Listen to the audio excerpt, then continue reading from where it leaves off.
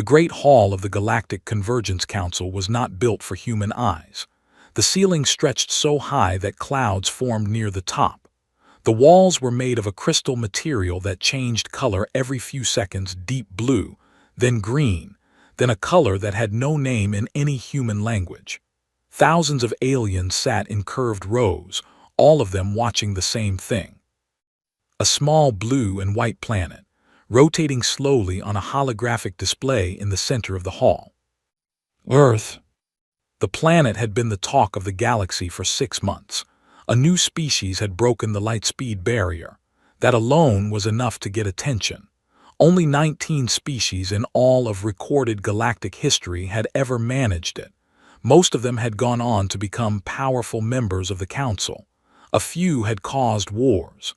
One had destroyed itself within 50 years of the discovery. Everyone wanted to know which kind were the humans. Ambassador Kael'thar of the Volkai Empire stood near the front of the room. He was tall, close to 3 meters, with dark green scales that shimmered under the hall's light. His species had ruled a large section of the galaxy for 2,000 years. They were known for 2 things: their military strength and their pride. Kael'thar had both in great supply. He looked at the holographic data panel floating beside Earth's image. He read the numbers. He read them again. Then he made a sound that, in his language, was the equivalent of a laugh. "Class 3 prey world," he said to the aide standing next to him.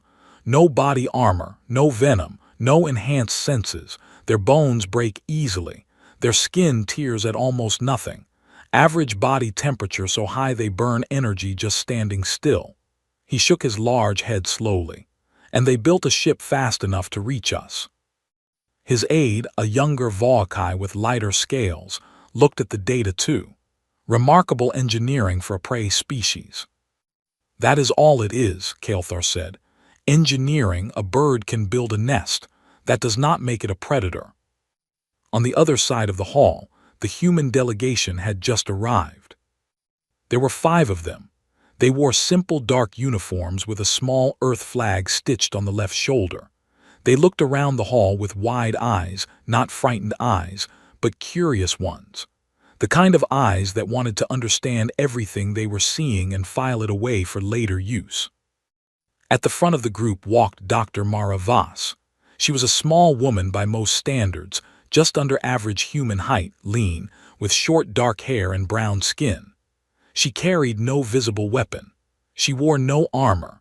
She moved through the enormous alien hall the way someone might walk through a crowded market, aware of everything, bothered by nothing. The council's welcome ceremony was long.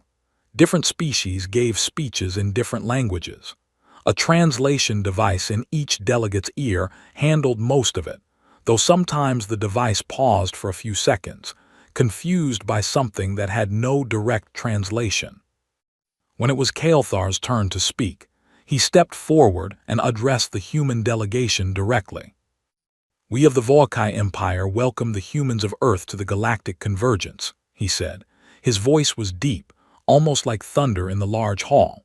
"We have reviewed your biological profile, and we understand the challenges your species must face in a galaxy such as this one." He paused, letting the weight of his next words land clearly. "We would like to offer Earth the formal protection status of the Volkai Empire. This designation is reserved for worlds whose people are vulnerable to the dangers of open space. You will travel under our flag. No one will harm you." A quiet murmur moved through the hall. Protection status. That was what the Volkai offered to small farming worlds that couldn't defend themselves. It was a polite word for something that wasn't polite at all. Mara Voss stepped forward. She looked up at Kael'thar. He was nearly twice her height, and she smiled. It was a calm, easy smile, the kind a person gives when they already know something the other person doesn't. "We are very grateful for the kind offer," she said, "and we accept it in the spirit in which it was given." Kael'thar looked satisfied. Around the hall, other species relaxed. The humans had accepted their place. Good, that made things simple. The ceremony continued.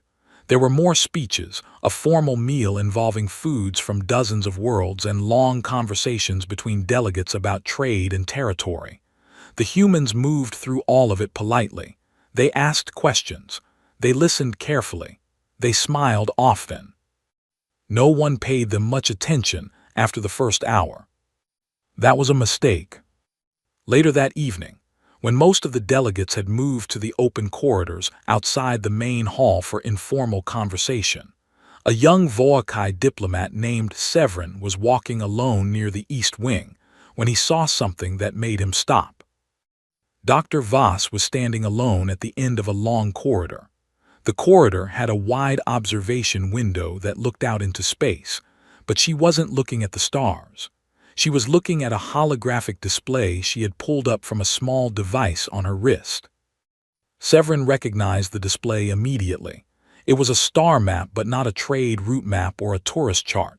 It was a military intelligence map, the kind that showed the home systems of every major species in the galaxy with notes attached to each one: population numbers, fleet sizes, known battle history. He walked a little closer, quietly, curious.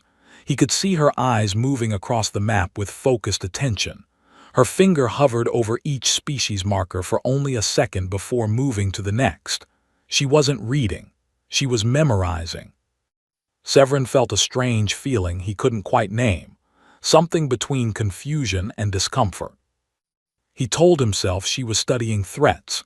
She was a small, weak creature far from home in a dangerous galaxy. Of course she was looking at who might hurt her. That made sense.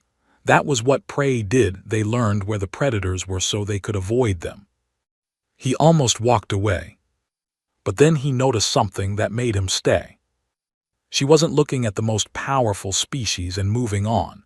She wasn't checking the Volcae or the Thraxi or the Drain and then closing the map in fear. She was looking at each species the way a general looks at a map before a campaign. She was noting their weaknesses, their cluster points, the gaps between their patrol routes. She wasn't making a list of things to run from. She was making a list of things to understand, to measure, to plan around. Severin stood very still.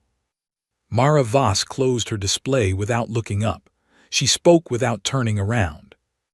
"Good evening," she said. Her voice was pleasant. "It's a beautiful view, isn't it?" Severin said nothing for a moment. Then he said, "Yes, it is." She finally turned and looked at him. Her eyes were calm and dark and steady. "Don't worry," she said. "We're just getting familiar with the neighborhood." She smiled again, that same quiet, easy smile, and walked away down the corridor, her footsteps soft and even. Severin stood at the window for a long time after she was gone. He looked out at the stars. He thought about what he had seen. Then he went to file a report. Professor Zyrevin had spent 40 years studying biology. She had cataloged over 300 species in her career. She had written papers that were read across 11 star systems. She had won the El-Hari Grand Science Prize twice. She was not a person who frightened easily, and she was certainly not the kind of scientist who panicked over data. But the file sitting open on her desk was making her very uncomfortable. It had started as routine work.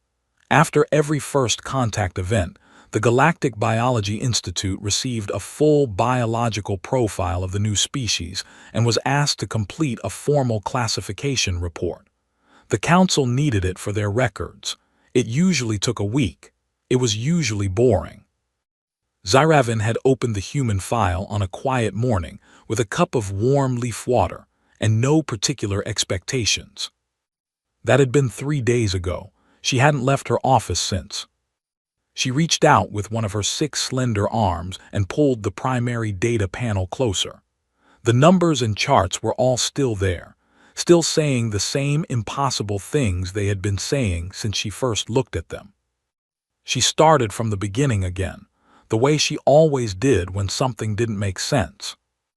The humans were, on the surface, remarkably ordinary, medium-sized mammals, warm-blooded, bipedal, average lifespan of around 80 years without medical enhancement, no natural armor, No claws worth mentioning, no venom, poor hearing compared to most species, a sense of smell so weak it was almost non-functional by galactic standards, vision that couldn't see in the dark at all. On paper they looked like prey, simple, soft, slow prey. But then came the things that didn't fit. The first thing Zyrevan had noticed was the eyes. She had a rule she had developed over 4 decades of biology work, a rule so reliable it had never once failed her across 300 species. Predators have forward-facing eyes. Prey have eyes on the sides of their head. It was simple geometry. Predators need depth perception to judge distance when attacking. Prey need wide-angle vision to spot threats coming from any direction. Human eyes faced directly forward. That was not a prey feature. That was a hunter's feature. The kind of eyes evolution builds when a creature needs to lock onto a target and close the distance accurately. She had noted it, moved on, and told herself it was probably an evolutionary leftover. It happened sometimes. She had moved to the next section. The skeletal structure. Human bones were not particularly strong. They broke under pressure that many species could handle easily, but the shape of those bones told a very old story. The hip structure, the angle of the legs, the length of the tendons, it all pointed to one thing: long-distance movement. Not fast movement, not powerful movement, but sustained movement over very long periods of time. Zyrevan had pulled up the locomotion data. Humans couldn't run faster than most large animals on their planet, but they could run or walk for an extraordinarily long time without stopping.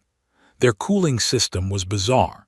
Instead of panting like most warm-blooded creatures, they sweated. Liquid poured from their skin, evaporating and dropping their body temperature continuously. She had cross-referenced this with the fossil record. The conclusion had made her put down her leaf water and stare at the wall. Humans had used this ability to hunt, not to ambush prey, not to run prey down in a sprint. They had tracked animals sometimes for hours, sometimes for an entire day at a slow, steady pace, following them across open ground under a hot sun. The prey animal would eventually overheat because it could only cool itself by panting, and panting required stopping. The humans never needed to stop. They just kept walking, kept following, kept closing the distance, slowly and patiently, until the animal simply fell over from heat exhaustion. It was called persistence hunting, and it had been one of humanity's primary survival methods for hundreds of thousands of years. Zyrevan sat with that for a long time. A creature that couldn't outrun its prey, that couldn't overpower it, that had no natural weapons to kill it quickly, but that could simply follow it without rest, without giving up, until the prey had nothing left.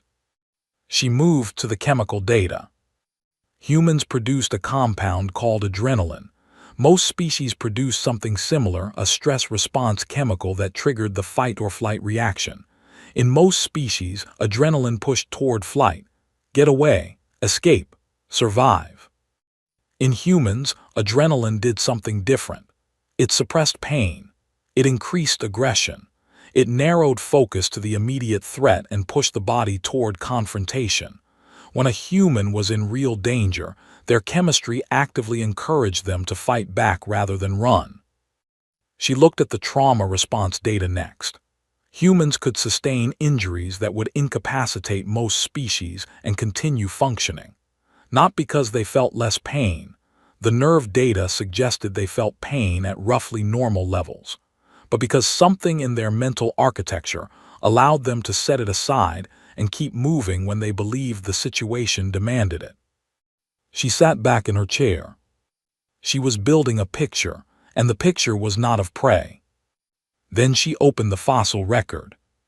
What she found there was what finally made her reach for the emergency classification panel. When humans had first evolved as a species, Earth had been full of large animals, enormous animals, creatures that made humans look tiny, massive herbivores with thick hides and heavy bones, enormous predators with teeth the length of a human hand, giant birds, huge reptiles, animals that had survived for millions of years before humans arrived. Within a relatively short period after modern humans spread across the planet, almost all of them were gone. Not from climate change, not from disease, from hunting.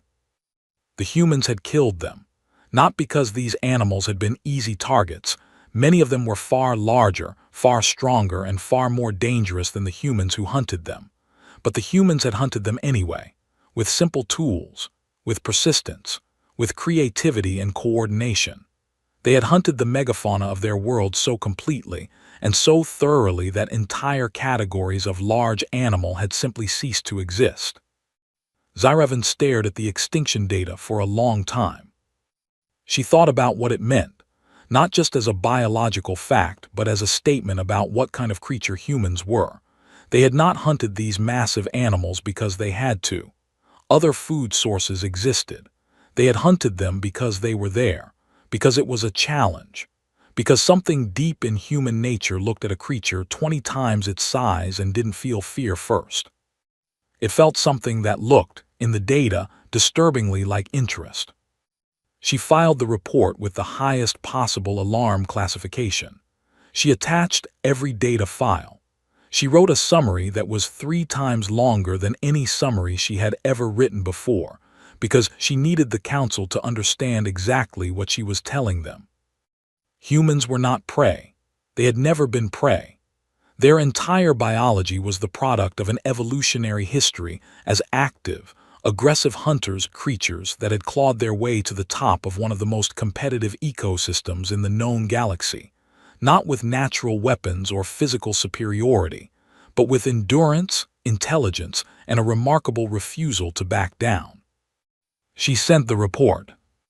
The reply came back within hours. The message was short. Reclassify immediately. Humans are not prey. Zyrevan leaned back in her chair and closed her eyes. She stayed like that for a while, thinking about the small woman she had seen on the council hall recordings, the one who had accepted the Voakai protection offer with a calm smile, the one who had looked at a military star, mapped the way a general plans a war. The galaxy had offered humanity the role of the protected, the helpless, the small. And the humans had smiled and said thank you. Zyrevan was starting to understand why that smile was the most unsettling thing about them.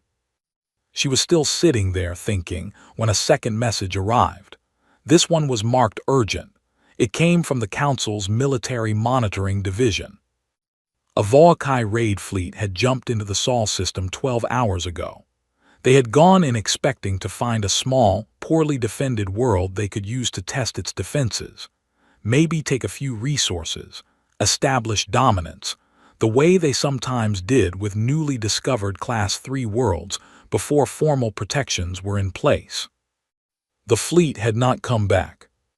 Zyrevan read the message twice. Then she opened a new document and began to write the second part of her report. The emergency session of the Galactic Convergence Council was called before most delegates had even finished their morning routines. The message that went out was short and carried no extra details. It simply said, all delegates required, immediate attendance, Hall 1, no explanation, no agenda, just those 3 sentences and a time stamp. That alone was enough to scare people. The council had held maybe 4 emergency sessions in the last 100 years. Every one of them had ended with something changing permanently. When the delegates arrived, the holographic display at the center of the hall showed a star map. The Sol system, Earth's sun and its small family of planets, sitting quietly at the edge of a galactic arm. Around it, marked in red, were the last known positions of a Voakai raid fleet, 12 ships. The kind of fleet the Voakai used when they wanted to send a message to a new world, not large enough for a full invasion, but more than large enough to make any unprotected species comply.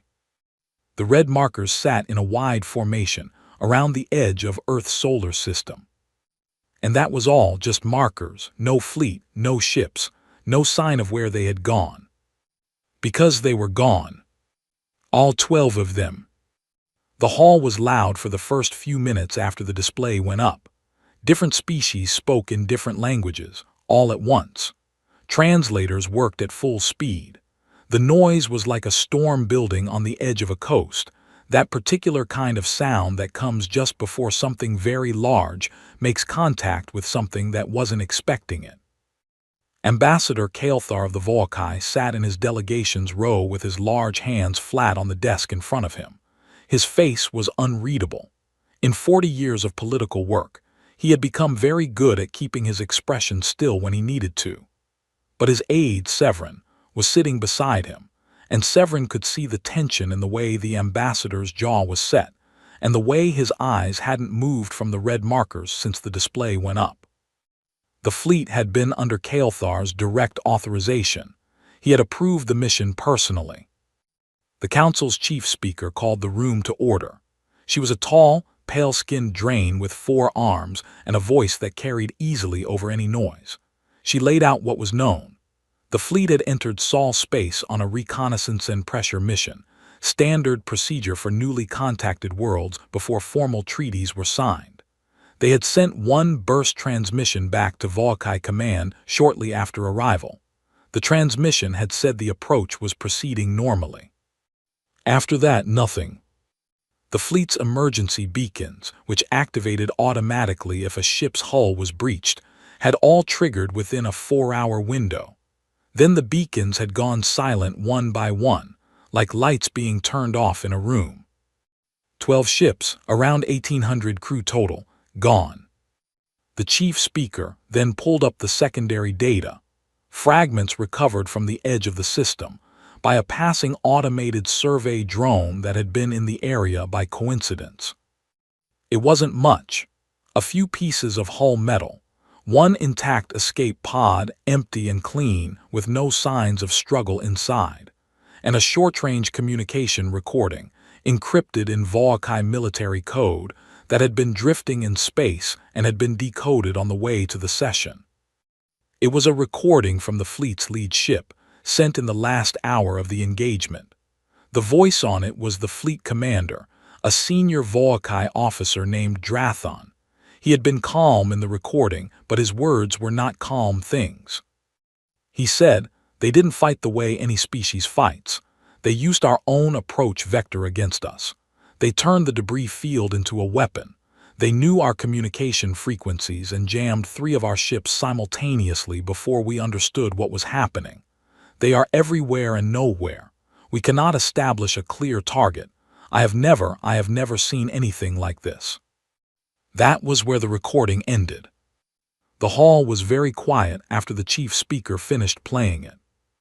Then the Thraxi lead delegate, a large, multi-limbed creature named Veshkar, whose species was known for calculating everything carefully before speaking, said what most of the room was thinking.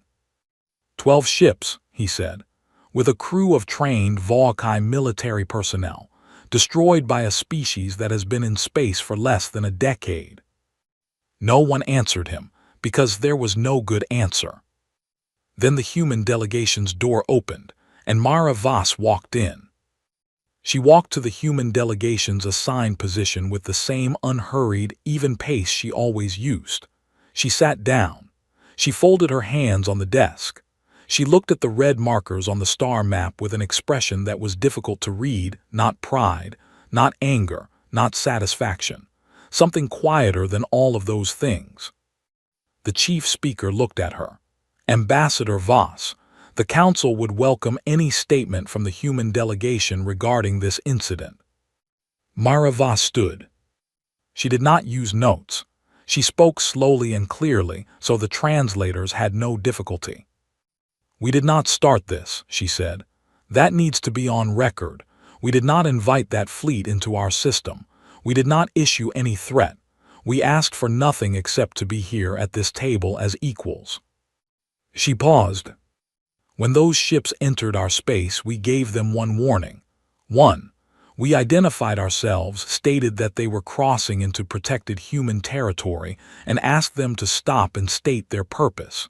They did not respond. They accelerated toward our inner system." Another pause. Her voice stayed level throughout. "What happened after that was not an act of aggression. It was a response.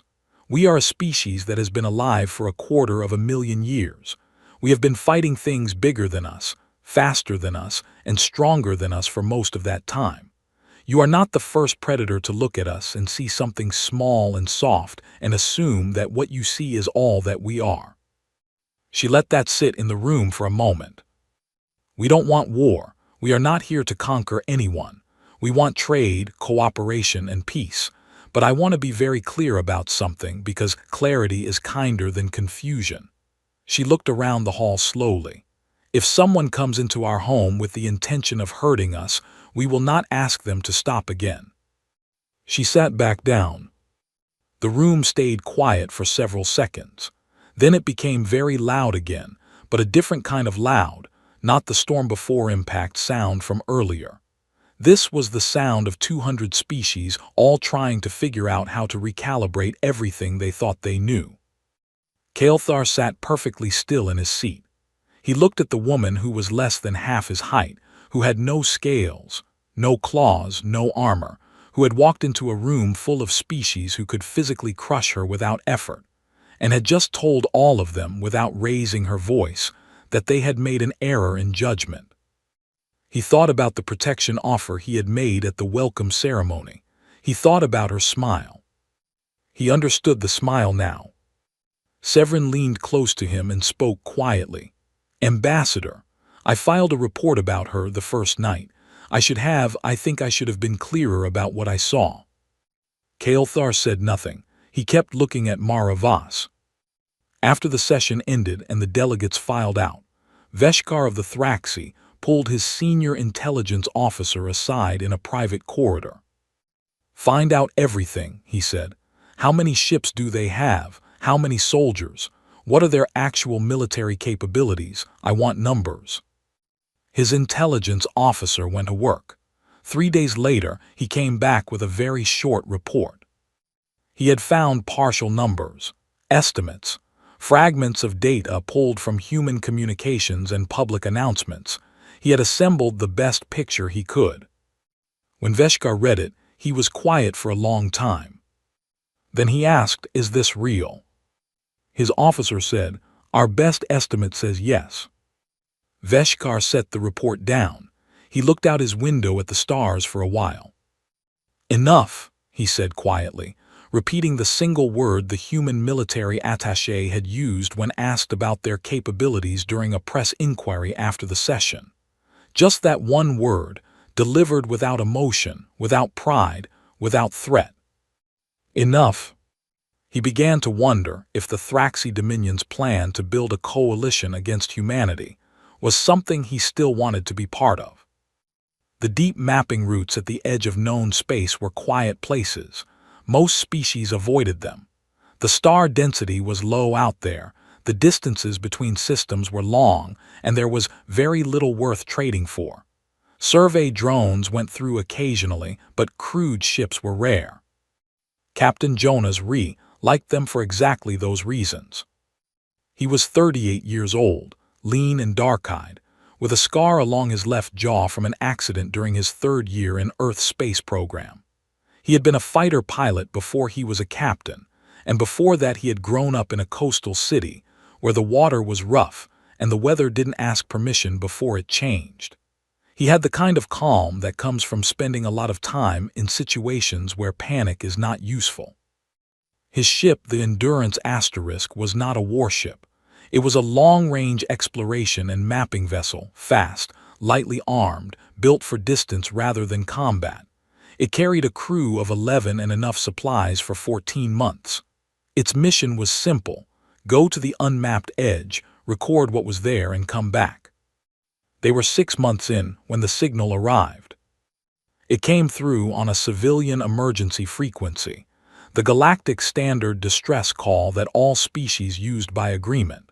It was faint, broken up by distance, but the computer cleaned it up in about 30 seconds and put the translation on screen.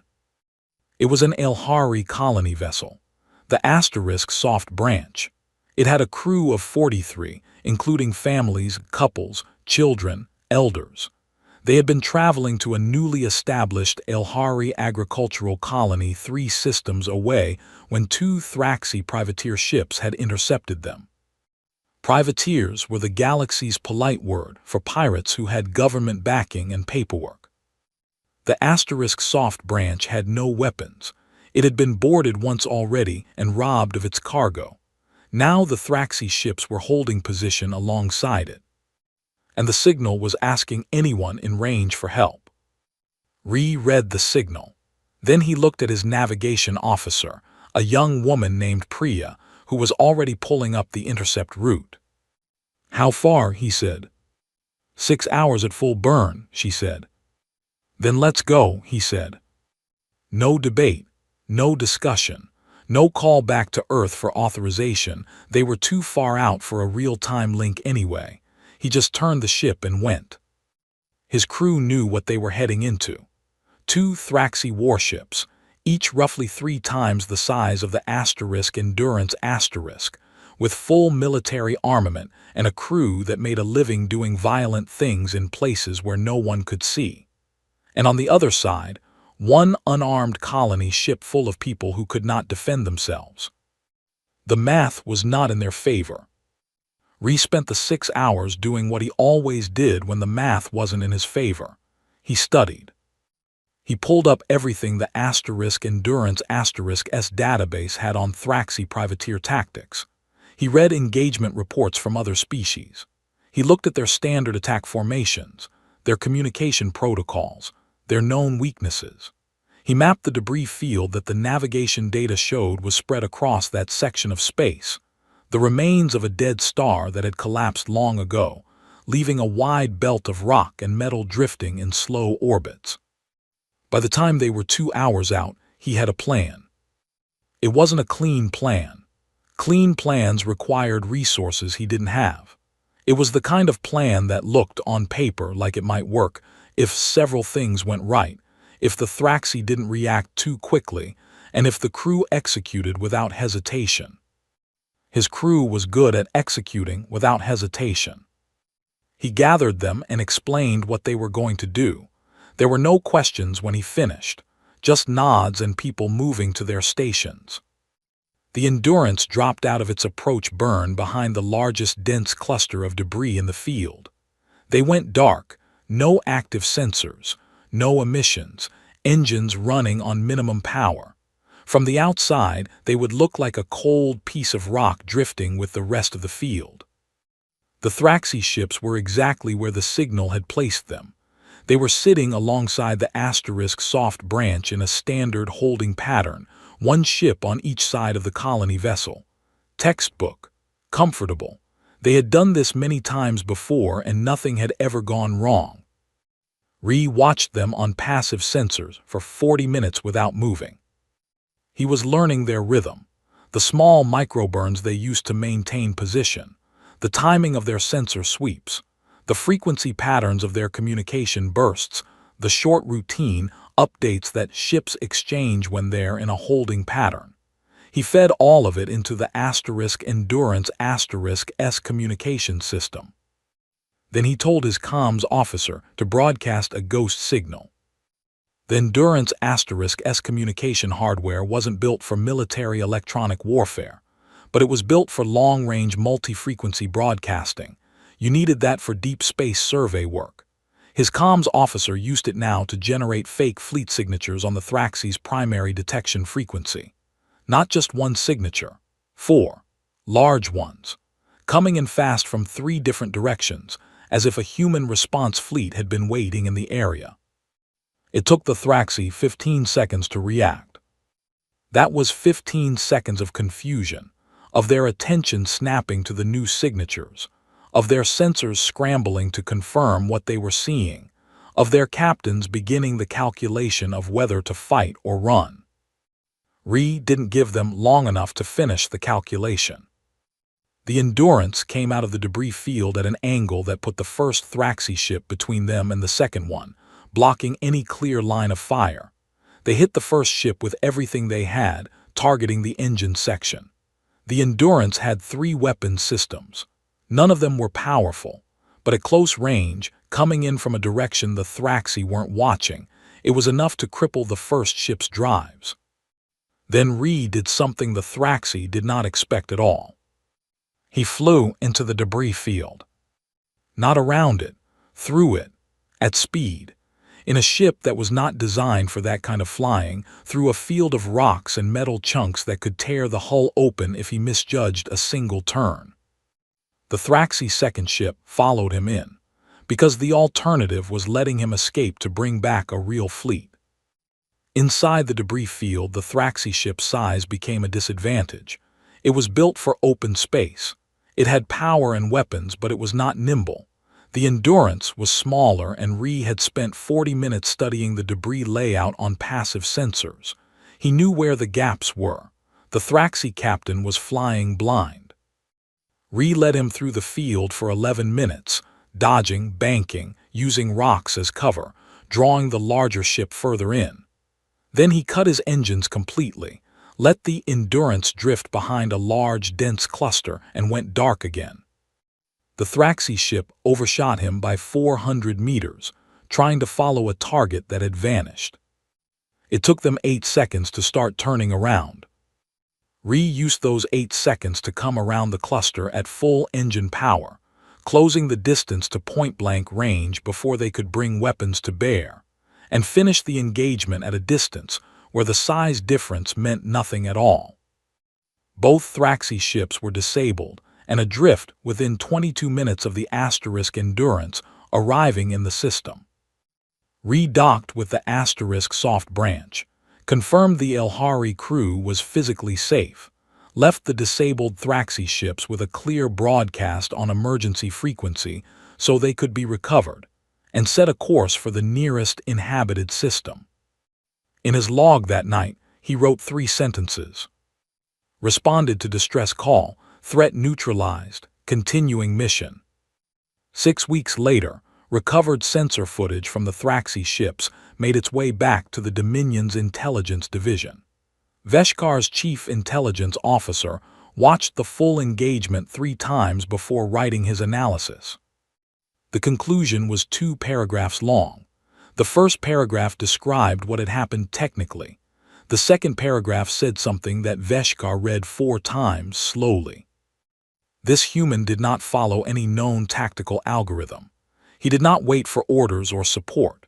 He improvised every element of the engagement in real time, using the environment as a weapon, psychological pressure as a tool, and apparent vulnerability as bait. He treated the engagement not as a military operation but as a hunt.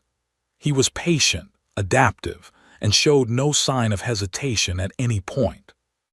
If this represents a standard level of individual human capability in the field, we strongly advise a reassessment of all current strategic assumptions regarding this species. Veshkar set the report down. He thought about the coalition he had been quietly building, the meetings, the promises, the plan to pressure humanity into accepting restrictions before they became too powerful to challenge. He called his senior aide and told him to cancel all the meetings. Then he sat alone in his office for a long time, thinking about a small ship that had gone into a debris field after something 3 times its size. Not because it had to, not because it had backup coming, but simply because there were people who needed help and no one else was close enough. He was starting to think he had misunderstood humans completely. Not because they were more dangerous than he thought, but because they were something stranger than dangerous. 1 year. That was how long it had been since the human delegation walked into the Galactic Convergence Council's Great Hall and accepted a protection offer from a species that thought they were fragile. A lot had changed in 1 year. The Volkai Empire had formally apologized for the raid fleet incident, not warmly, and not without significant pressure from the Council, but the apology had been made and filed in the official record. Kelthar had been reassigned to a quieter post far from the Council. Severin had been promoted to senior diplomatic aide, partly because his early report about Mara Voss, even though it had been dismissed at the time, had shown better instincts than most of his colleagues. The Thraxi Dominion had withdrawn their proposal for an anti-human coalition without explanation. When asked why, Veshkar had said only that the original reasoning had been based on faulty assumptions. No one pressed him. Most of the species who had been privately approached about joining the coalition were, quietly, relieved. Earth had been reclassified. The new designation sat in the official galactic registry in clean, plain text, Class 1 Apex Species. It was a category that existed in the Council's historical records, but hadn't been assigned to a living species in recorded galactic history. The 3 other species who had ever held it were all gone, extinct, in each case, before modern interstellar civilization had fully formed. Humanity was the first living apex species anyone had ever actually had to deal with. The Council had spent a significant portion of the past year trying to figure out what that meant in practice. What they had found surprised almost everyone. In 12 months, Earth had sent medical aid packages to 4 different species who had experienced disasters. Human engineers had volunteered to help rebuild communication infrastructure on 2 Elhari colony worlds that the Thraxi privateers had damaged. A human university had published a research paper sharing a new water purification method and offered the technology freely to any species that needed it. 3 human trade vessels had established regular routes to smaller, less powerful worlds that the major empires had never considered worth the trip. The species that everyone had feared would be a problem were busy being useful. It confused a lot of people. A few species assumed it was strategy, that humans were building loyalty as a long-term political move. Some analysts wrote papers arguing it was a form of territorial behavior translated into economics. A Volkai commentator wrote a widely read piece arguing that humanity's helpfulness was simply another predator behavior, establishing control through dependency. Professor Zyrevin read all of these analyses from her office at the Biology Institute. She had become, over the past year, the galaxy's leading expert on human biology and behavior, a title she hadn't asked for but had accepted because no one else was doing the work carefully enough. She had her own theory, and it was simpler than all the others. Humans helped because helping was something they had always done, not because it was safe or strategic or because they had calculated the return on investment. Their own history was full of examples of humans extending themselves for complete strangers, for species very different from themselves, for people they would never meet again. It was part of the same nature that made them relentless hunters, the same intensity, the same all-in commitment, just pointed in a different direction. They were not gentle because they were weak. They were not cooperative because they were afraid. They chose those things continuously because something in their deep nature understood, perhaps better than any other species in the galaxy, that survival was a group project. They had learned that lesson on Earth in the hardest way possible. She was finishing the last section of her final report on the day of Mara, Voss's formal address to the Council. It was the biggest session the Council had held since the emergency meeting a year ago. Every delegation was present. The hall was full. The air had the particular quality of a room where everyone is paying close attention and trying not to show it. Mara Voss walked to the speaker's position at the center of the hall. She looked as always very ordinary, small, calm, unhurried. She was wearing the same style of dark uniform she had worn on the first day. She carried no notes. She looked around the hall for a moment at the hundreds of different faces, different body shapes, different eyes looking back at her. Then she began to speak. 1 year ago I sat in this hall and listened to a very kind offer to protect us, she said. I know now that the offer was made because we looked like something that needed protecting. I'm not angry about that, I understand it. From the outside, humans probably do look that way. She paused. We are small, our skin is soft. We don't have claws or armor or poison. We live short lives compared to many of you. We get sick easily. We get cold easily. We get hurt easily. The hall was completely quiet. But I want to tell you something about where we come from, she continued. Our planet tried to kill us for 250,000 years. Ice ages, droughts, earthquakes, floods, diseases, predators that were bigger and faster and stronger than anything we could match physically. Our species has been almost completely wiped out at least once that we know of, reduced to so few people that any reasonable outside observer would have called us finished. She let that sit for a moment.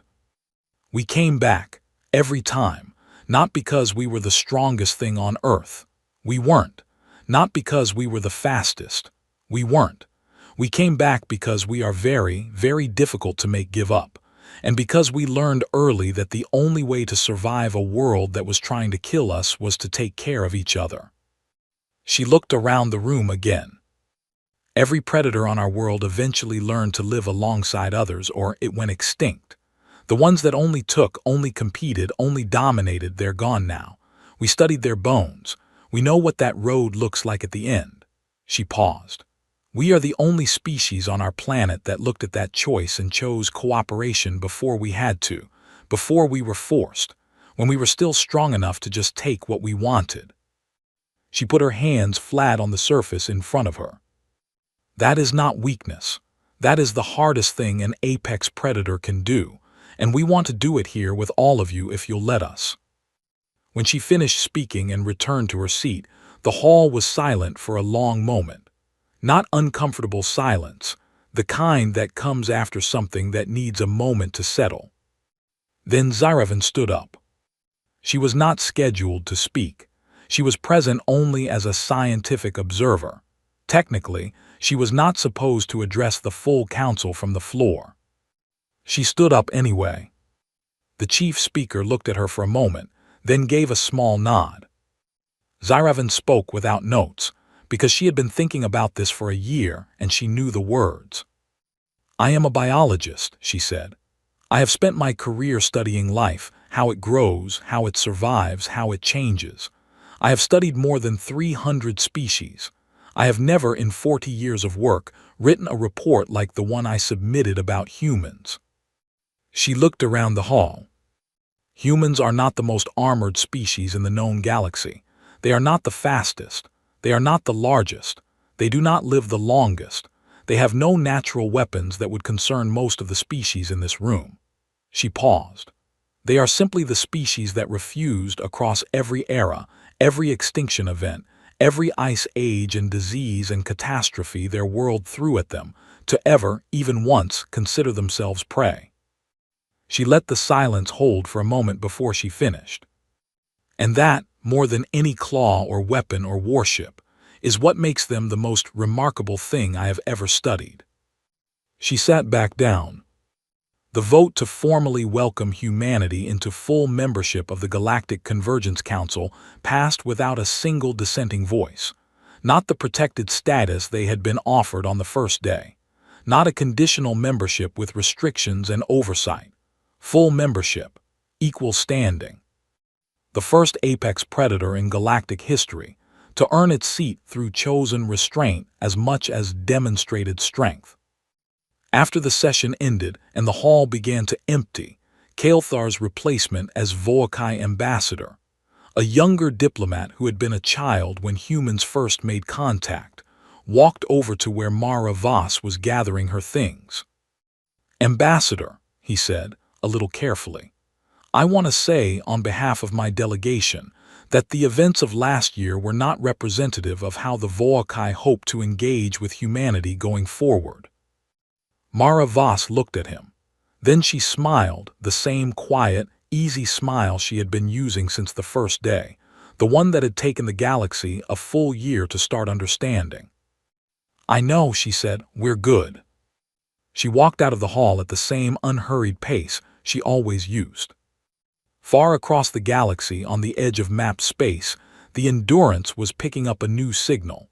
Not a distress call this time. Something else. A faint, strange transmission coming from a region that no survey drone had ever mapped, from a direction no ship had ever traveled. Captain Jonas read the signal data on his screen. His navigator was already looking at him with a question on her face. He thought about it for about 4 seconds. "Plot a course," he said. And the ship turned toward the unknown, the way it always had, the way it always would. Humans had always been most comfortable at the frontier.